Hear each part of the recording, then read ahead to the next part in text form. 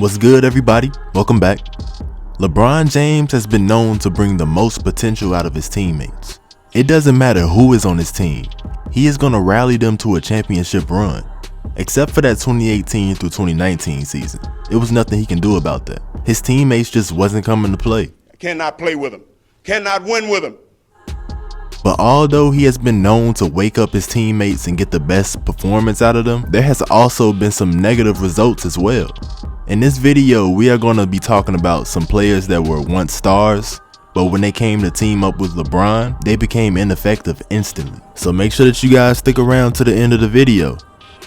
But real quick before we get started, I want to take this time to promote my friend's music. Y'all know I try to help out any way I can if I see some potential.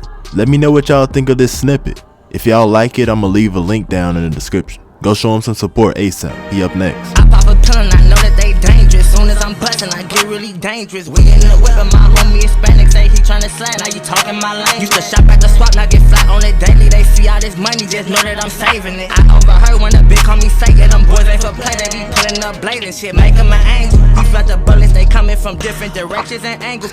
But enough of all that, let's get back into this video. I know the title of this video is a little harsh by saying trash. I don't think anyone on this list is completely trash because they're still able to be on the roster. They just didn't produce as much as they once did before teaming up with LeBron. But what else am I supposed to title the video? Players that become not decent when teaming up with LeBron? That just doesn't sound right, man. But with all that being said, number 5 on the list, we have Greg Oden. Greg Oden was a very dominant big man who was virtually unstoppable in the paint. Being 7 feet tall and almost weighing 300 pounds, he was really just bullying a lot of defenders. When he played for Ohio State University, he was considered those once in a decade type players. He was just a special talent. After dominating the college level, he decided to declare for the 2007 NBA draft, and he was selected first overall pick to the Portland Trail Blazers. And just to put into perspective on how much potential this guy had, he was selected over Kevin Durant. And some people consider Kevin Durant the best player in the world. Unfortunately, he had battled a lot of knee injuries throughout his career, so he didn't really live up to his potential. But during his first 2 seasons, he was almost averaging a double-double with about 10 points and 8 rebounds a game. But after that, knee injuries had him sitting out from 2010 all the way to 2013. And I better not see one comparison of Derrick Rose down in the comments. Us D-Rose fans don't play about that. But Greg Oden did get one more chance to bring his career back to life. He signed a 1-year deal with the Miami Heat, hopefully to help them win a ring, but that just wasn't the case. The San Antonio Spurs was just not letting that happen. That's the year when young Kawhi was locking up LeBron, if y'all remember. But let me know what y'all think about Greg Oden being on this list. Do y'all think LeBron could have used him more, or was he just a lost cause? Because he used to average a double-double, but when he came to play with LeBron, he was averaging only 3 points and 2 rebounds a game. Coincidence? I think not. Coming up at number 4 on the list, we have Kevin Love. I know that Kevin Love played a crucial role on helping LeBron James bring a championship to the land, but if you remember Kevin Love before he went to the Cavaliers, then you would understand that he was really being held back. Kevin Love used to play for the Minnesota Timberwolves, and this dude was a franchise player for real. He was a 3-time All-Star before the Cavs. He was the NBA's rebounding leader back in 2011, and to add on to that, he was putting up big numbers. Throughout the 6 seasons he played with the Timberwolves, he averaged around 20 points and 13 rebounds a game. In the year right before he was traded to the Cavaliers, he was averaging his career high with 26 points and 13 rebounds a game. This was back when he had some weight on him, and he was just playing bully ball. But when he came to the Cavs, LeBron James forced him into a different role. He had to lose a lot of weight, and he became a spot-up shooter. His stats instantly dropped down from 26 and 13 to 16 and 10. He was able to get a championship though, but he had to sacrifice his career a little bit to make that happen. What did it cost? Everything. Coming in at number 3 on the list, we have Rodney Hood.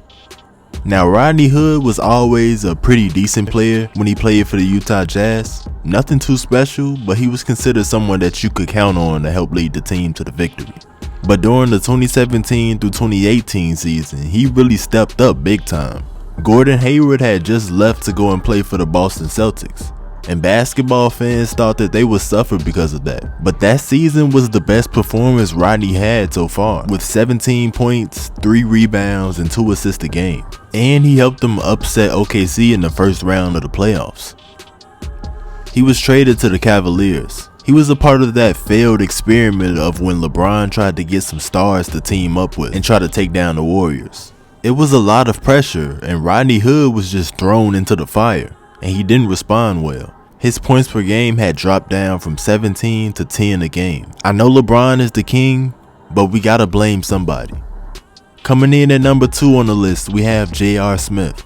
Now, I know of the image that has been portrayed of him over the last couple of years, but J.R. Smith was considered a real threat on the court in his prime. He is one of the few players who were drafted right out of high school, and even though he came off the bench for multiple teams, he was still a huge threat off the bench. He could have easily been a starter, but he was always the element of surprise. And he even won NBA's 6th Man of the Year back in 2013.